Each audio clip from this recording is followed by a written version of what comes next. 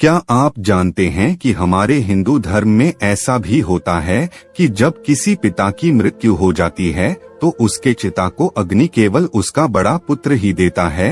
आखिर ऐसा क्यों होता है? क्या आपने कभी सोचा है? चलिए हम आपको बताते हैं। कहा जाता है कि कई सारे जन्मों के पुण्य कमाने के बाद ही पुत्र की प्राप्ति होती है।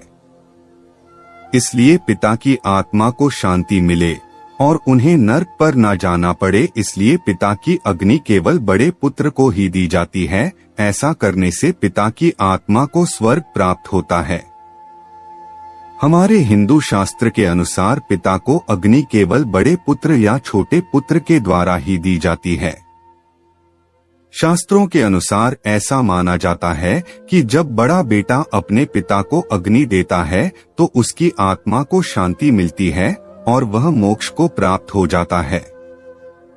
अगर उनका बड़ा बेटा किसी कारण बस उनको अग्नि देने नहीं आ सकता है, तब छोटा बेटा भी उनको अग्नि दे सकता है।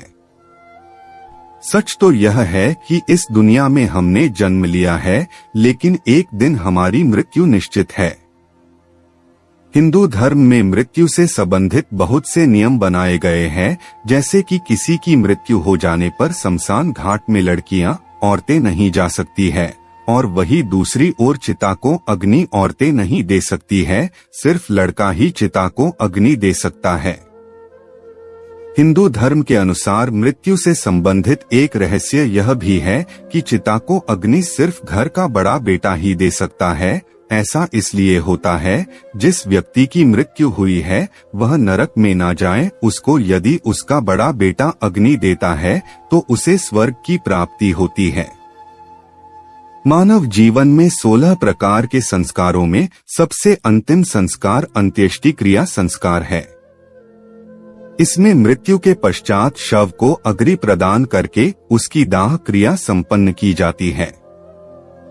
दशगात्र विधान, षोडश श्राद्ध, सपिंडीकरण आदि क्रियाएं भी इसी के अंतर्गत आती हैं। मानव 2 प्रकार के शरीर में जीता है, एक सूक्ष्म शरीर, दूसरा स्थूल शरीर। स्थूल शरीर को हम देख, स्पर्श, अनुभव कर सकते हैं, लेकिन सूक्ष्म शरीर को हम केवल अनुभव कर सकते हैं। मनुष्य का सूक्ष्म शरीर 17 पदार्थों, 5 कर्मेंद्रिय, 5 ज्ञानेंद्रिय, 5 प्राणवायु, मन और बुद्धि को लेकर स्थूल शरीर में प्रवेश करता है, और मृत्यु के पश्चात इन्हीं 17 पदार्थों को लेकर जीव स्थूल शरीर से निकल जाता है। जब जीव स्थूल शरीर से निकलता है तो सूक्ष्म शरीर की रक्षा के लिए उसे एक वायवीय शरीर मिलता है। इसी से जीव गति को प्राप्त करता है। सूक्ष्म शरीर स्थूल शरीर से निकलते ही तत्काल वह वायवीय शरीर को ग्रहण करता है। वह स्थूल शरीर की अपेक्षा हल्का हो जाता है।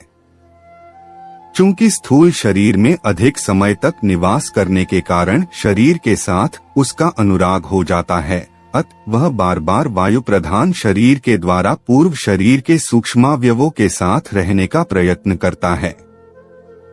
इससे मुक्ति के लिए दशगात्रादि श्राद्ध क्रियाएं शास्त्रों में बताई गई हैं। मृत आत्मा की वासना धरती में गड़े हुए तथा कहीं सड़ते हुए शरीर पर न जाए और उससे जीव की मुक्ति हो जाए, इसलिए शरीर को जलाने की प्रथा है। अग्नि संस्कार से मृत शरीर 5 तत्वों का ऋण चुकाता है। फिर भस्म रूप का गंगा में विसर्जन कर दिया जाता है। फिर मृत आत्मा का संबंध पूर्व शरीर से टूट जाता है। इसके पश्चात श्राद्ध क्रियाओं द्वारा प्रदत्त सामग्रियों से तृप्त होकर वह प्रेत शरीर को छोड़ देता है। शव को स्नान कराना, पुष्प बिखेरना, माला पहनाना, शाल ओढ़ाना, शव यात्रा में सम्मिलित होना आदि श्रद्धा के सूचक हैं। चिता में नारियल, चंदन, देसी घी, शुद्ध केसर, स्वर्ण आदि का प्रयोग करना प्रदूषण से बचाने के लिए है, लेकिन मंत्रोच्चारण के साथ अंतिम संस्कार आत्मा की शांति के लिए है।